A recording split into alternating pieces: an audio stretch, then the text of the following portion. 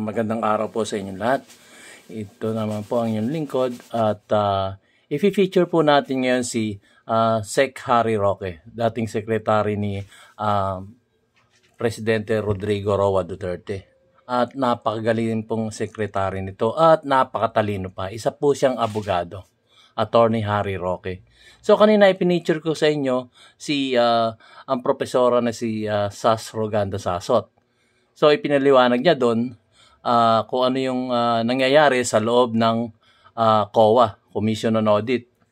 So naliwanagan tayo doon kung napanood nyo. Salamat po. Kasi pumapokus po tayo dito sa confidential fund. So natuto tayo kay Miss Sas Roganda Sasot na isang profesora. So ngayon naman po, ang ipifeature ko sa inyo ay itong si Secretary Harry Roque. So, attorney po siya, Attorney Harry Roque. So, medyo nakakalungkot nga lamang, hindi siya manalo-nalo pagiging senador. So, kayo rin na makakasagot nun, guys. Bakit hindi siya manalo-nalo ng isang senador? Kasi, kongresista siya dati. Marami siyang alam. So, maraming mga politiko na siguro umaayaw sa kanya dahil ayaw siyang suportahan kasi marami siyang alam eh. Kagaya nitong i-feature ko sa inyo. Tungkol din to sa confidential fund. Abogado na po ito at isang law professor din to. So, hindi yung law na mababa, law, batas, law professor po. So, tunghayan po natin at marami pa rin po tayong matututunan dito para sa ating kaalaman. Huwag po tayong maging salat sa kaalaman patungkol dito sa confidential fund kasi napaka-importante po ito. Pera po natin yan. Pera po ng sambayan ng Pilipino. Miski kayo isang, sabihin na natin pinakamababa sa lipunan at nagtatrabaho, wala kang trabaho, kundi sabihin na natin hindi ko naman minamaliit yung ating mga magbabote, magbabakal dahil naging ganun din po ako nung kabataan ko. Yung magbobote, magbabakal, magbabayad pa rin po sila ng tax sa gobyerno. Dahil bumibili sila ng bigas nagbabayad tayo ng tax, kasama po yun sa tax natin. Yung pagbili natin ng bigas, may tax po tayong binabayaran doon. Bumili nga lang tayo ng candy. Yung pisong candy, may tax pa rin po tayong partisipasyon doon. Kaya wag nilang sasabihin, hindi tayo nagbabayad ng tax dahil wala tayong trabaho. Kahit wala tayong trabaho at bumibili tayo ng commodity ng Pilipinas, dito sa Pilipinas nga, na kasama po tayo sa pagbabayad ng tax. So, doon sa hindi man nakakaalam guys, lahat po ng Pilipino, dito sa Pilipinas, tayo taxpayer po tayo. May trabaho man tayo o wala, meron po tayong partisipasyon sa kaban ng bayan. So, kailangan makialam din tayo at malaman natin kung ano talaga itong confidential fund at saan pupunta ito.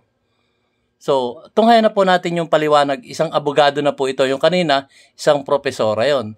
At ito naman, isang profesor din, abogado pa ng mga estudyante sa batas at naging kongresista at naging sekretary ni Presidente Rodrigo Roa Duterte. So, ito po ay kampi to kay Bongbong Marcos noon. Pero marami na silang hindi ko alam bakit bumaligtad na sila o kasi kagaya ko, tayo po ay hindi tumitingin doon sa tao, kundi tumitingin po tayo sa nagagawa ng politiko. Kagaya nila, kagaya ni Banat Bay, kagaya ni Maharlika, si Bolyakera, kagaya ni Attorney Harry Roque.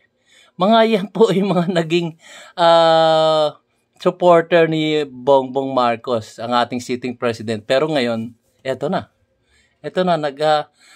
hindi nila maatim na ipaliwanag kung ano yung confidential fund at kung ano at saan napupunta ito. So tunghayan na natin guys. Masyado nang mahaba yung aking pagsasalita. Sila naman po magsasalita. Pasensya na. Ito po. Magandang araw sa inyong lahat. Ay nako, pasensya na kayo. Na-late tayo sa The Spokes Hour. Si Cobb Philip, nako, nanonood. Maraming salamat, Cobb Philip, ha. Pasensya na-late tayo. Kasi, ang totoo niyan, may vista po ako bukas. So, kinailangan kausapin muna yung mga testigo. Kinailangan umuwi pa ako para umabot dito sa Facebook Live. Pero maraming salamat sa inyong pag-aantabay sa ating Facebook Live about ang ating topic. Akala ko ba ang confidential funds ay tatanggalin? Pero ang katotohanan, tinanggalan lamang ng confidential fund ng Kamara de Representante si VP at Education Secretary Sara Duterte. Ano po ang pruweba na marami pa palang mga tanggapan ng gobyerno ang may confidential fund at hindi tinanggalan? O tignan po natin ito pong slide na ito, magpapakita sa inyo kung ano-ano pala yung mga ibang ahensya na mayroong confidential, intelligence, and extraordinary expenses. Yan po yung tawag dyan. Nangunguna sa listahan natin ang Kamara de Representante. Grabe. O ito po basahin natin. Confidential, intelligence, and extraordinary expenses. Extraordinary and miscellaneous expenses. Under one line po yan. 1.6 billion. Laki. Diba? Ang mga taga-kamara. Wow, ang gagaling nila. Talaga. Linipat daw nila ang confidential fund ni VP Sara sa mga ahensya na nakikipaglaban sa West Philippine Sea. Ang tanong, paano po yung 1.6 billion ng Kamara de Representante? Para saan naman yung confidential, intelligent, extraordinary expenses ng Kamara de Representante? Gaya din ba kayo ng Coast Guard? Gaya din ba kayo ng Navy? Ako nga nagtataka ako, bakit mo bibigyan ng intelligence funds ang Coast Guard at saka ang Navy para sa West Philippine Sea? Bakit? Nagbibigay ba sila sa mga assets ng mga Chino? Meron ba sila mga assets ng Chino na bibigyan ng intelligence funds? Ang kailangan po natin sa karagatan, satellite images lamang, satellite data na malaman natin kung sino-sino yung mga barko na nasa exclusive economic zone natin. So ano po? Speaker Romualdez, itong 1.6 billion, ibibigay din natin sa mga West Philippine Sea. Sige po, dahil kinakailangan, although similarly situated, must be treated alike. Ang tawag po dyan, Equal Protection Clause.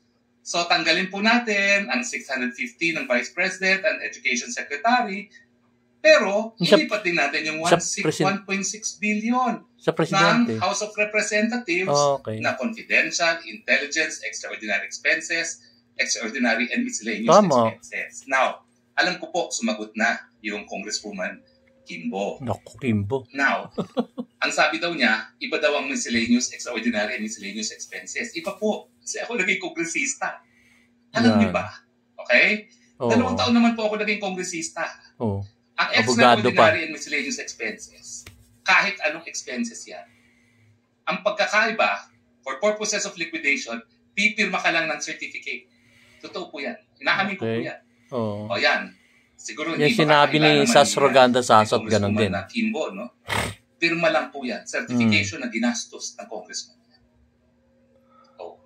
Ibig sabihin, mas matindi po yan kaysa sa confidential fund. Kasi sa confidential funds, ang dami mong liquidation na kinakailangan talaga, i-liquidate mo.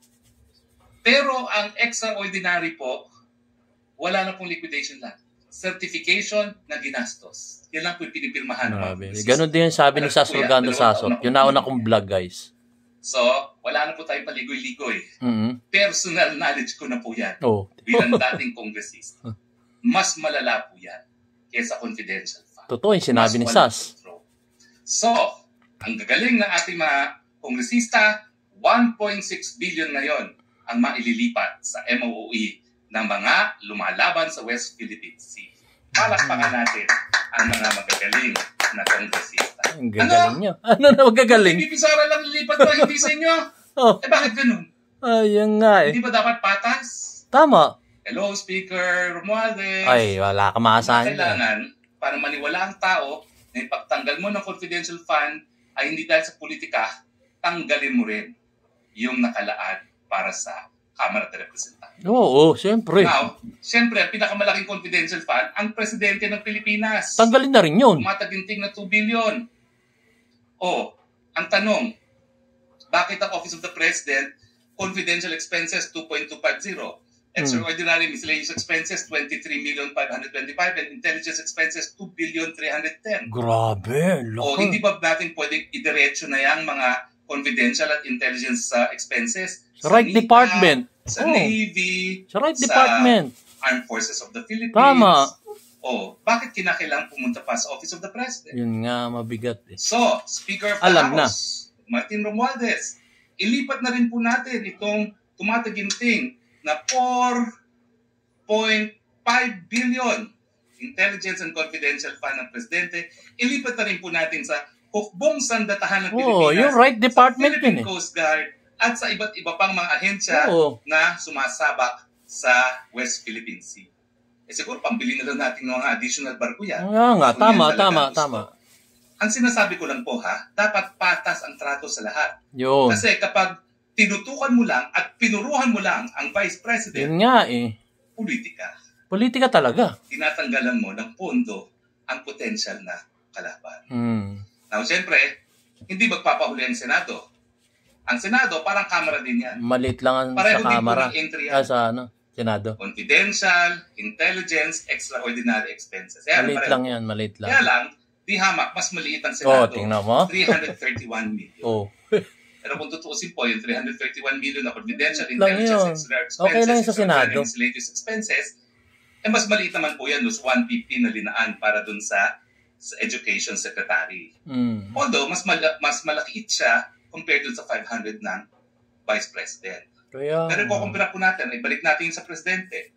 Bakit ang Vice President 500 million lamang, pero ang Presidente sa confidential fund alone 2.3 billion? Boom! Panis! Di ba pareho naman silang executive branch of government? Bakit ang Speaker of the House tinanggalan sa Vice President, hindi tinanggalin sa President? Dahil magpinsan? Dahil banta sa 2028 sa election. Malinaw na po mga kababayan na hindi po kami salamat Attorney Harry Roque sa mga pahina ng General Appropriation Bill. Okay? Na didiscuss ngayon ng Kamara de Representante. O gusto niyo pang mag-education? Sige, Sige, education sa confidential. Ano yung intelligence at ano pa yung miscellaneous. Sige po. Po natin. Meron din po tayo salamat, Attorney Harry Roque. Alam naman, 15 years po tayo nagturo ng constitutional law din at ang international law. Okay.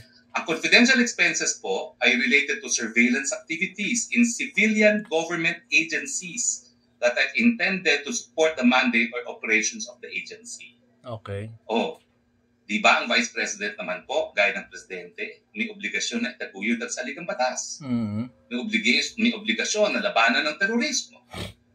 Ang DepEd, alam niyo ba ang DepEd, ang mga komunista, nagsisimula ng mga eskwelahan pambata para maaga pa lang brainwashing na. Recruitment. Bakit hindi ba pwede gamitin yun ng DepEd na 150? Intelligence expenses, ito talaga, amount paid for expenses related to intelligence information gathering activities of uniformed and military personnel and intelligence practitioners that have direct impact to national security. Hindi naman po issue to kasi wala namang intelligence fund si VP Sara. Ang meron yung Presidente, 2.25 billion din. Pero ibigay na natin sa kanya yun. Dahil after all, he is the Commander-in-Chief of the Armed Forces of the Philippines. So dapat intelligence expense siya.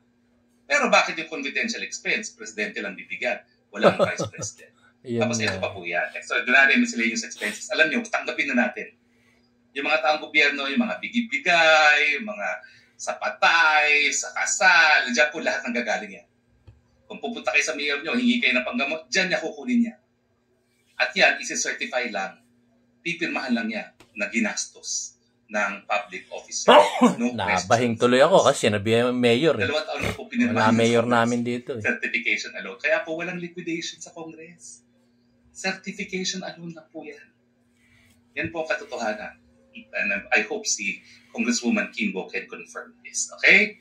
So ano pa bang meron tayong slide dito for the education of our watchers? Yes, no? please.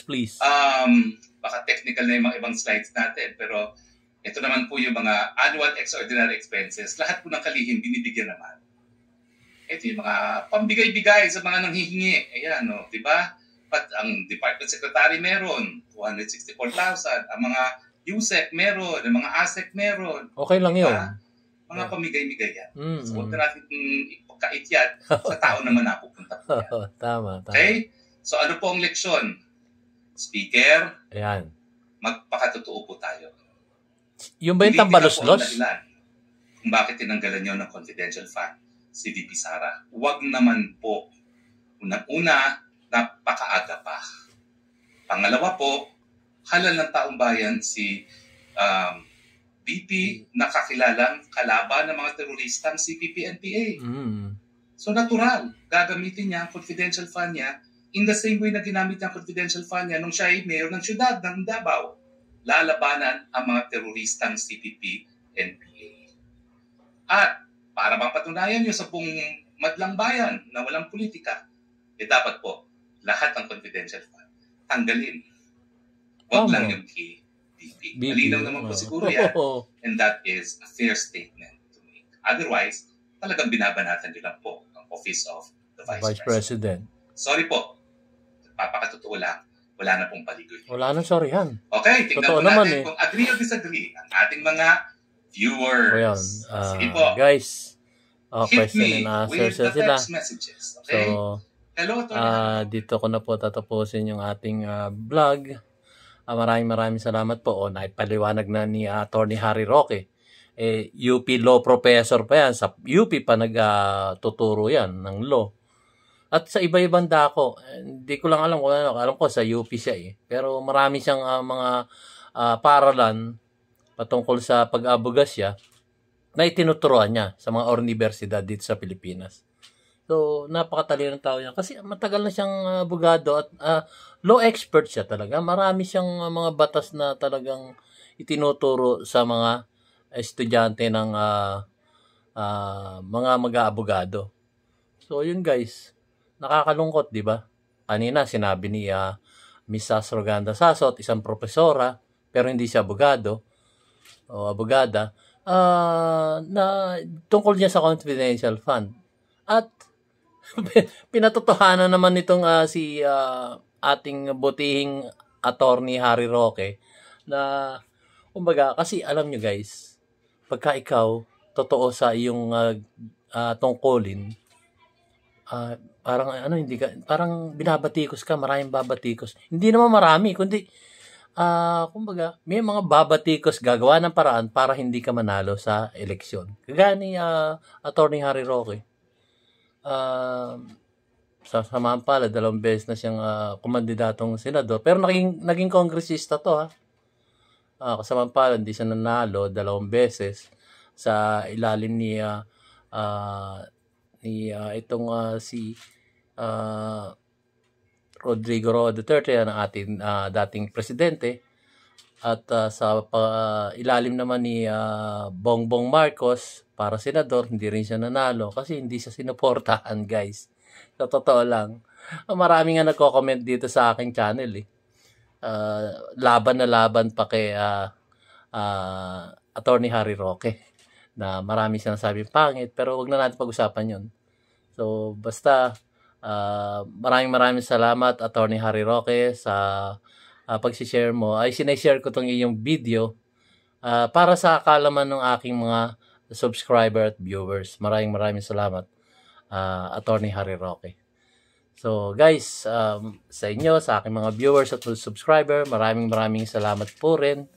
At sa muli kong video o vlog, magkita-kita po tayo.